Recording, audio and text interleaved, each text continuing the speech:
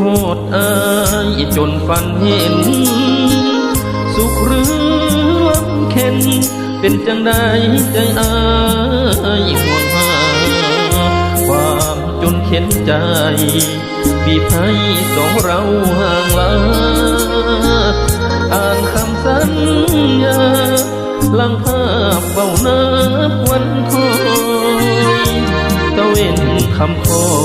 ยใจลอยห่วงเจ้าบ่หายอ่านคำในใจ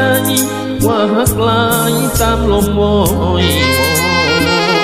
ผู้ฟังสำเนียงเปลี่ยนใจให้มีแรงคอยวันความเลื่อนลอยจะคอยทำเราเลือนลางคือโทษดวงหน้าคำมาหลับตาฝันเห็นแค่ตาสะเห็น